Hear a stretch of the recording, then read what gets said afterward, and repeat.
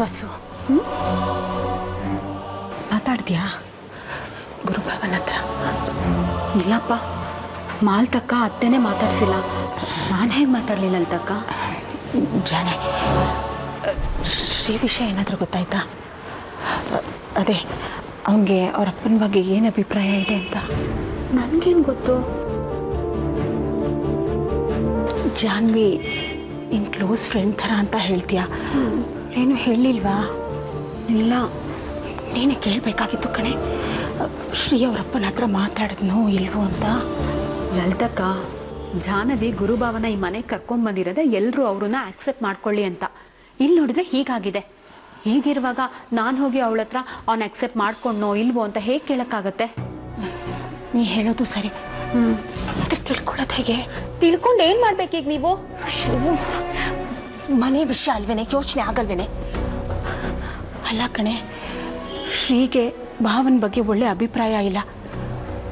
ಜಾನ್ವಿ ಭಾವನ ಕರೆಸಿರೋದು ಶ್ರೀಗೆ ಸರಿಯಾಗಿ ಗೊತ್ತಿಲ್ಲ. ಸಡನ್ನಾಗಿ ಭಾವ ಎದುರಿಗೆ ಬಂದು ನಿಂತರೆ ಶ್ರೀಗೆ ಶಾಕ್ ಆಗಲ್ವೇನೆ?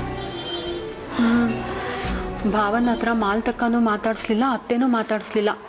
ಅವ್ರು ಬಂದಿರೋದು ಯಾರಿಗೂ ಇಷ್ಟ ಇಲ್ಲ ಅಂತ ಶ್ರೀಗೆ ಅನಿಸಿರತ್ತೆ. ಜಾನ್ವಿ ಶ್ರೀಗೆ ಜಗಳ ಆದರೆ ಭಾವನ್ ಯಾಕೆ ಕರೆಸ್ದೆ ಅಂತ ಅದೇ ನಂಗೆ ಆತಂಕ ಆಗಿರೋದಿಲ್ಲ. ಅಯ್ಯೋ ಹೌದಲ್ವಾ ಲಲಿತಕ್ಕ? ಆದರೆ ಈ ವಿಷಯನ ಜಾನ್ವಿ ಹತ್ರ ಹೇಗೆ ಕೇಳೋದು? ಅಯ್ಯೋ ಏನಾಗಿದೆ ಈ ಹುಡುಗಿಗೆ? ಮಾಲ್ತಕ್ಕನ ಸಂಸಾರ ಸರಿ ಮಾಡಕ್ಕೆ ಹೋಗಿ ತನ್ನ ಸಂಸಾರನ ಹಾಳು ಮಾಡ್ಕೋತಾ ಇದ್ದಾಳೆ.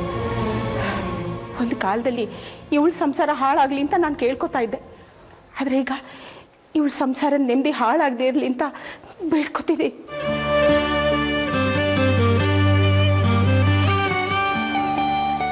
ಅಯ್ಯೋ ಈ ಜಾನ್ವಿಗೆ ನಮ್ಮ ಭಾವ ಎಲ್ಲಿ ಪರಿಚಯ ಆದರು? ಜಾನ್ವಿ ಕರೆದ ತಕ್ಷಣ ಇವ್ರು ಬಂದ್ಬಿಡೋದ? ಇಷ್ಟು ವರ್ಷ ನಾವು ಅವರಿಂದ ಇರಲಿಲ್ವಾ? ಇನ್ನು ಮುಂದೇನು ಇರ್ತಿದ್ವಿ? ಏನು ಹೇಳ್ತಿದ್ದೀರಾ ಲಲಿತಕ್ಕ? ಭಾವ ಬಂದಿದ್ದಾರಲ್ಲ, ಅದಷ್ಟು ಬೇಗ ಹೋದ್ರೆ ಸಾಕಾಗೋಗಿದೆ. ಅಲ್ಲ ಕಣೆ, ಭಾವ ಹೋಗದೆ ಹೋದ್ರೆ ಶ್ರೀ ಅವ್ರನ್ನ ಮನೆಯಿಂದ ಹೊರಗೆ ಹಾಕ್ಬಿಟ್ರೆ ಅಂತ. ಅಯ್ಯೋ ಹೌದಲ್ವಾ? ಒಂದು ವೇಳೆ ಶ್ರೀ ನೇರವಾಗಿ ಭಾವನ್ ಮುಂದೆ ಹೋಗಿ ಇಷ್ಟು ವರ್ಷ ಇಲ್ದಿದ್ದವರು ಈಗ ಯಾಕೆ ನಮ್ಮ ಮನೆಗೆ ಬಂದ್ರಿ, ಹೊರಟೋಗಿ ಅಂತ ಹೇಳ್ಬಿಟ್ರೆ ನಾವು ಶ್ರೀ ಪರವಾಗೂ ಮಾತಾಡೋಕ್ಕಾಗಲ್ಲ, ಭಾವನ್ ಪರವಾಗೂ ನಿಲ್ಲಕ್ಕಾಗಲ್ವಲ್ಲ ಲಲಿತಕ್ಕ?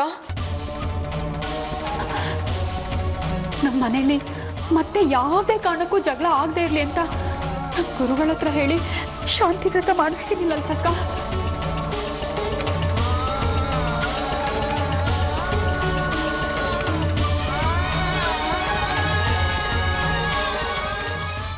ಗುರು 27 ವರ್ಷದ ಹಿಂದೆ ಕೊಟ್ಟ ನೋವನ್ನು ನೆನಪು ಮಾಡಿಕೊಂಡಾಗ ಅವನನ್ನು ದೂರ ಇಟ್ಟಿರೋದೇ ಸರಿ ಅನಿಸುತ್ತೆ.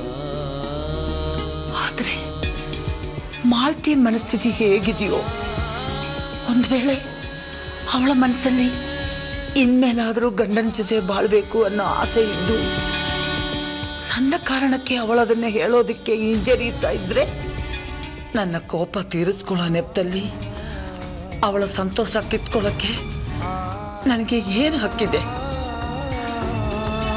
ಗುರು ಬಗ್ಗೆ ನಿಷ್ಠೂರವಾದ ತೀರ್ಮಾನ ತಗೊಳ್ಳೋಕ್ಕಿಂತ ಮುಂಚೆ ಒಂದ್ಸರಿ ಮಾಲ್ತಿ ಹತ್ರ ಮಾತಾಡಬೇಕು. ಅವಳು ಏನು ಹೇಳ್ತಾಳೆ ನೋಡೋಣ.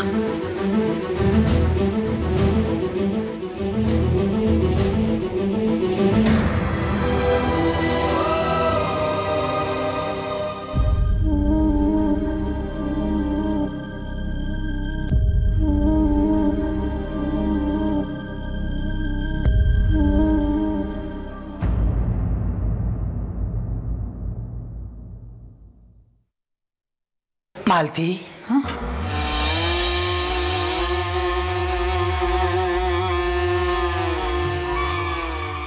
ಕಾಫಿ ಏನಾದರೂ ಬೇಕಿತ್ತಮ್ಮ? ಬೇಡ.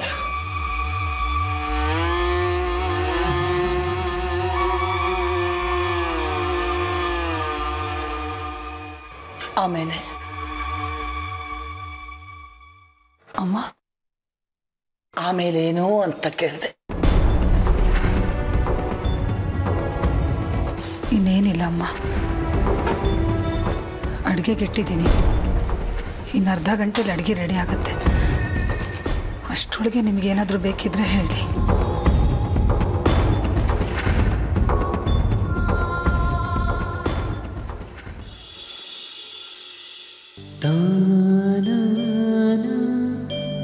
ಬೇರೆಯವರ ಬೇಕು ಬೇಡಗಳನ್ನ ವಿಚಾರಿಸೋದ್ರಲ್ಲೇ ನಿನ್ನ ಬದುಕು ಸವಿದು ಹೋಗ್ತಾ ಇದೆ ಅಂತ ಏನಾದರೂ ಅನಿಸ್ತಿದೆಯಾ ಮಾಲ್ತಿ?